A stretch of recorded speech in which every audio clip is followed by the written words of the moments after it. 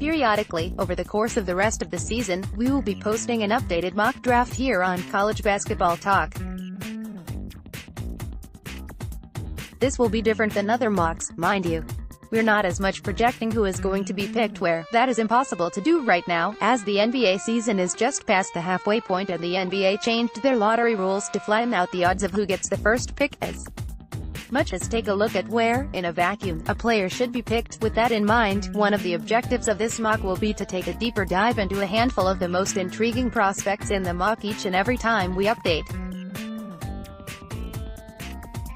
This isn't meant to be just a place to rank prospects. The goal is to open up the floor for some discussion about the players that need the most discussing. Oh, and one other note, we're only talking about the college kids here. I could sit here and pretend like I know something about Sekou Doumbouya beyond what I googled and found on YouTube, but the truth is I don't know a damn thing about him.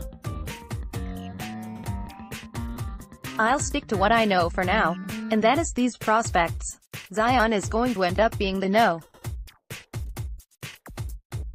1 pick, and he's probably going to end up being the National Player of the Year as well.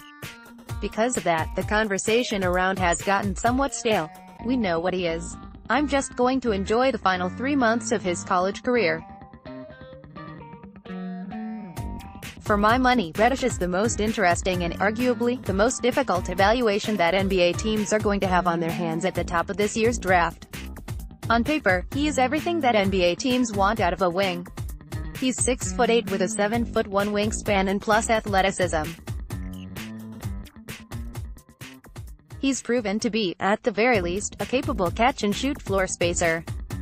He can be a positive force on the defensive end of the floor when he is locked in. He can guard wings, he has the size to play some small ball 4, and he spent his entire career before he got to Duke playing as a lead guard. He's more than capable of making plays with the ball in his hand, can attack closeouts and should have success playing in isolation. The problem is that Reddish, who committed to Duke before R.J. Barrett and Zion Williamson announced where they would be playing their college ball, has been forced into playing a role as the 4th most important player on the floor. He committed to Duke with visions of being the next Jason Tatum, or Jabari Parker, or Brandon Ingram, or Justice Winslow, and he spent the year being asked to essentially be Duke's 3-and-D wing. And to his credit, he hasn't complained. We haven't heard from sources close to Reddish how unhappy he is, or that he is upset with his playing time, but what we have seen is Reddish struggling to really make a major impact in this role. Some of this is understandable, he's being asked to do something that he's never done before, and some of it plays into the previous narratives that surrounded him, that he is not a player that impacts winning.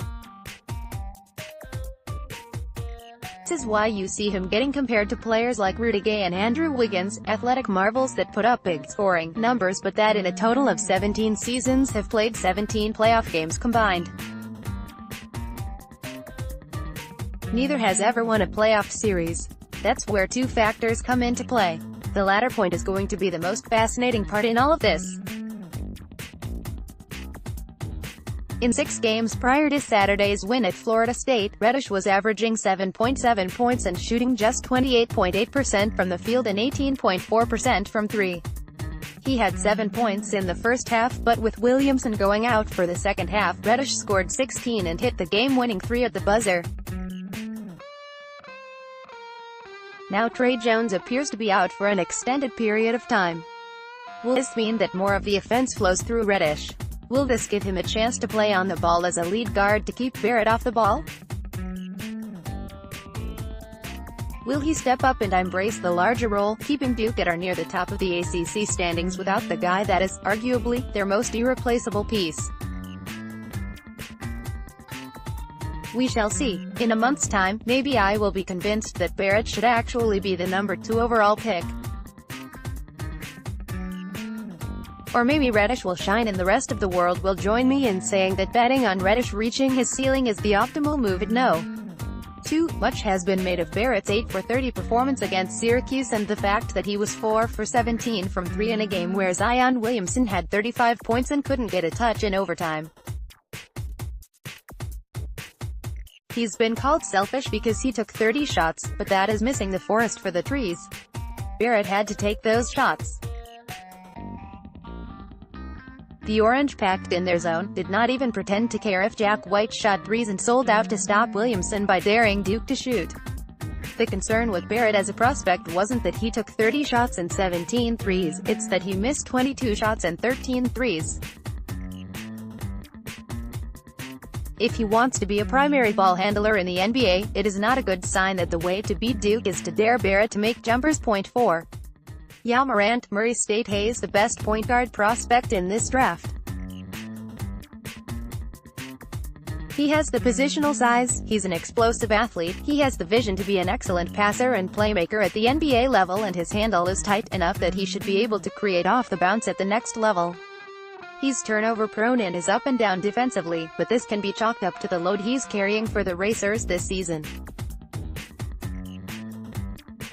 The real concern is his jumper, but his stroke isn't terrible and there's some hope he can become a threat from three with some work. And well, we're here. Wow. 5. DeAndre Hunter, Virginia. He may be higher on Hunter than anyone else. He checks all the boxes for what NBA teams are looking for these days. He's a well-built, athletic, 6'7" wing that can guard up and guard down while being an uber-efficient defensive weapon that makes threes, 44.4%, and can attack closeouts and get to the rim. He's already 21 years old, a redshirt sophomore, but I do think he's better than his numbers indicate. He's the third option for Virginia offensively right now with Ty Jerome and Kyle Guy on the roster, which is also a sign that he'll be willing to accept a role on a team where he's not the No. 1 option. My guess is that he'll fall to the back end of the top 10, if not the back end of the lottery, and whoever ends up with him will be getting a steal. Point 6. Jared Culver, Texas Tech. Culver is one of the highest floor prospects in this draft. I believe that any team taking him is more or less locked into getting a starting caliber NBA wing. He listed at 6'5", and might be closer to 6'7", and has added some strength to his frame. He's been terrific as a pick-and-roll option this year, and he can really shooting the ball from the perimeter. I'm not sure he's great shooting off the dribble, and I think his ceiling defensively is lower than some will realize, which limits his upside. I don't think he's an all-star, but I do think he's one of the safest picks in the draft. In a year with so much uncertainty, that has value. If you're curious, I went much deeper on Culver and why he's so promising here. Point 7. Nasser Little. Unsif Reddish isn't the most difficult evaluation in this draft. Little is. Here is a player that entered college basketball as, according to some rankings, the No. 2 prospect in the class and has yet to break into the starting lineup for a UNC team that has yet to hit their stride more than halfway into the season. All season, Little is averaging 9.8 points and 4.4 boards, which is not as bad as it looks when you consider that he is only playing 19.8 minutes per game. His per 40 numbers are not all that bad when compared to other prospects in this range.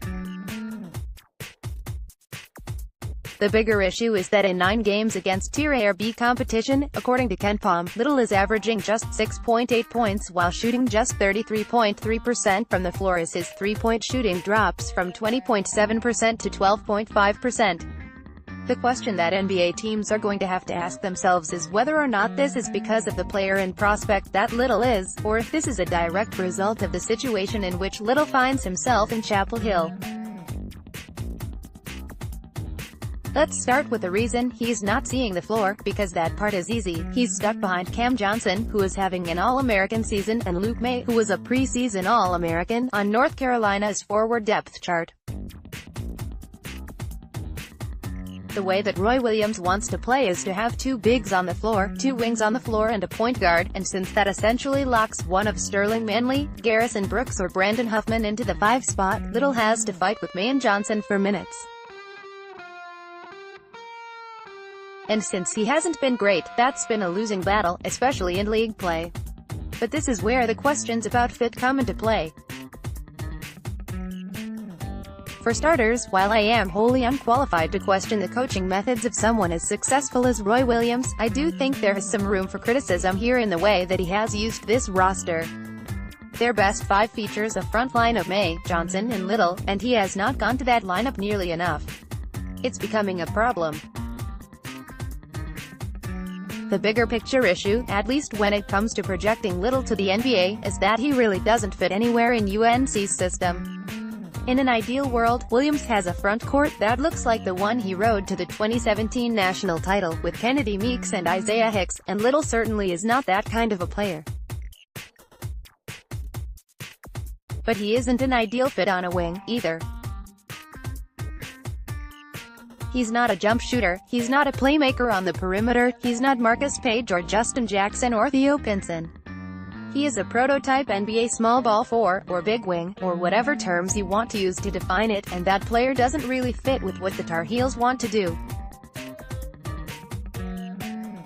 So are Little's struggles the result of what he is as a prospect, or is it because he joined the roster of a wildly successful 68-year-old Hall of Famer who wants to do things his way? 8. Romeo Langford, Indiana. I'm torn on what to think of Romeo Langford as a prospect. The physical tools are there. He has the prototype frame for an NBA wing, and more than anything throughout the season, I've been impressed with the toughness he displays on the defensive end of the floor.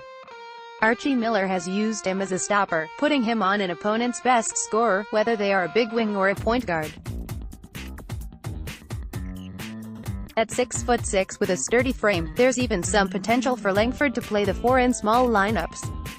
Offensively, he's terrific at getting to the foul line and is an unbelievable finisher around the rim, but the concern for me is his shooting ability, which is pretty surprising when discussing one of the greatest scorers to ever come out of the state of Indiana.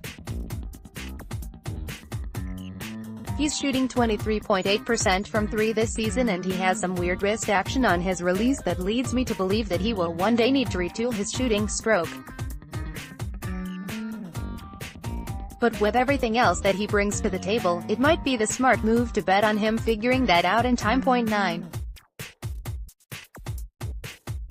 Keldon Johnson, Kentucky. Johnson is a tough, competitive wing that is a plus athlete with the physical tools he needs to play the wing in the league. He's a capable 3-point shooter, although he tends to be streaky on that end. He can really defend, and he's shown flashes of being a good scorer as a slasher. He profiles as a high-floor, relatively low-ceiling prospect in that regard, something of a Miles Bridges without as many windmills. 10. Kevin Porter Jr. U-skirt flags are starting to pop up for Porter. It took him 6 weeks to return from a mysterious thigh bruise, long enough that it had people speculating that an agent had gotten in his ear and told him to shut it down for the rest of the season. He returned to play 25 minutes against Oregon State, but managed to get himself suspended indefinitely 3 days later.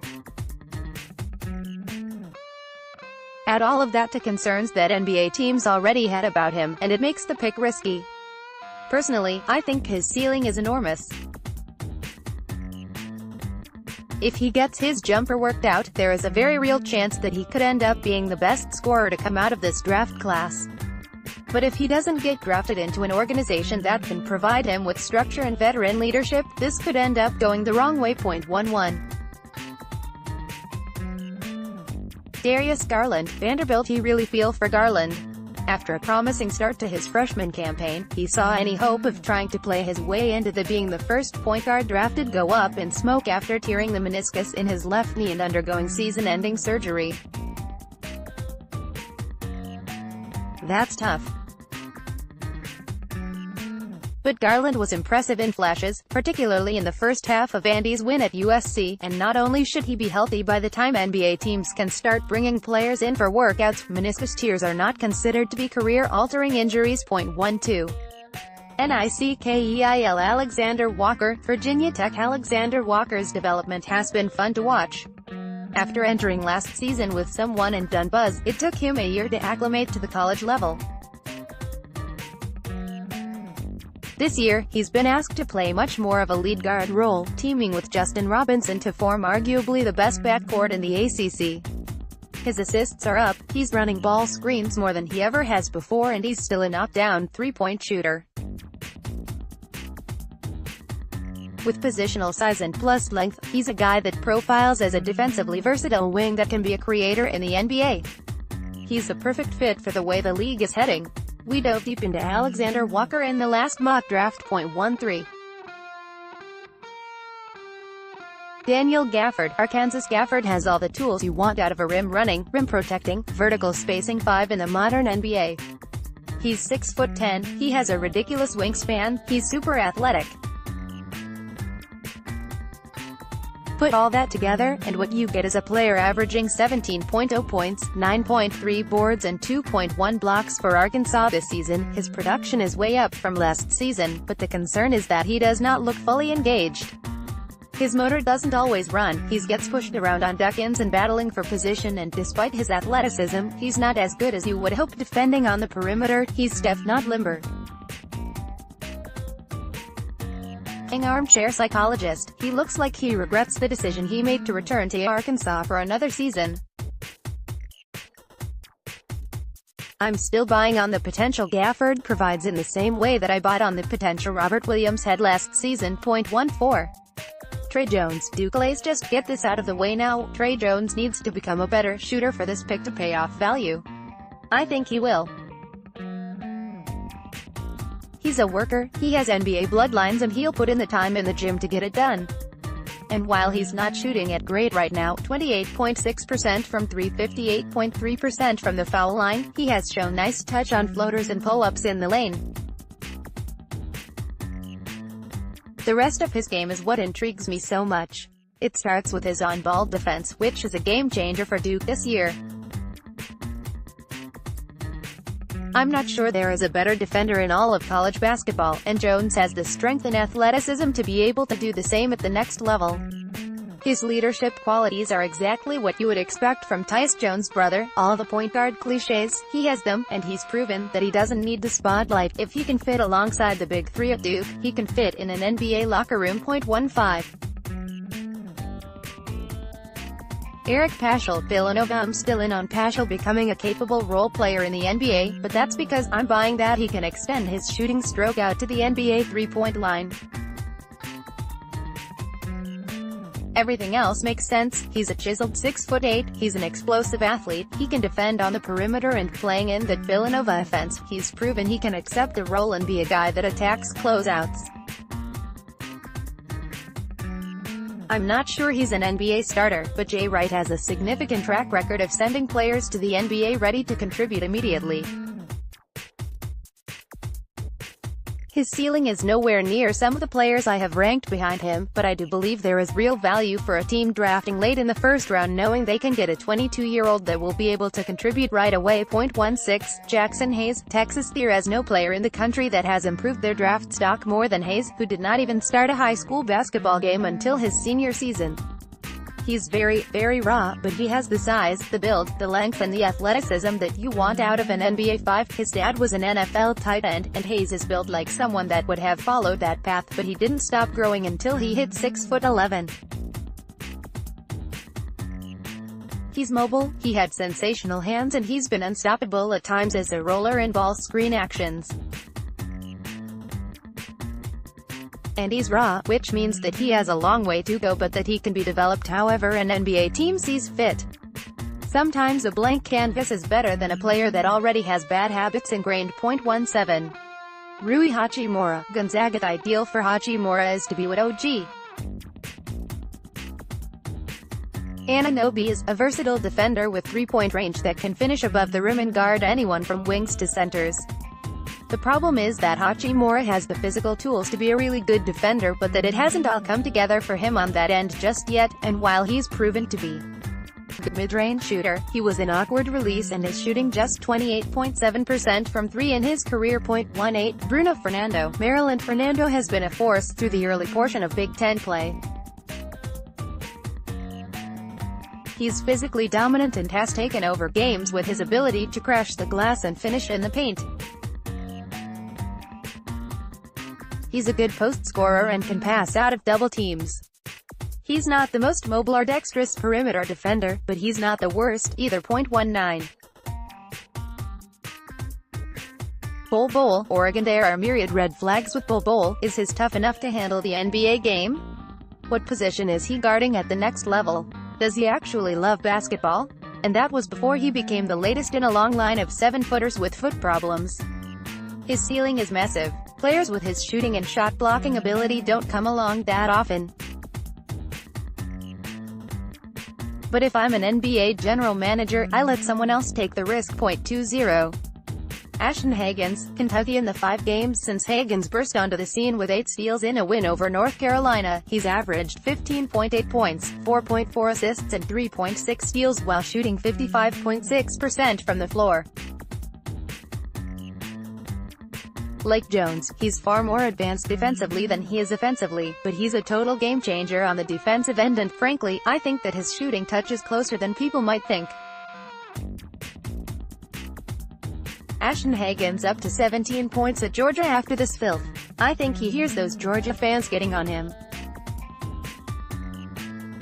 He's going to mess around and play his way into the first round.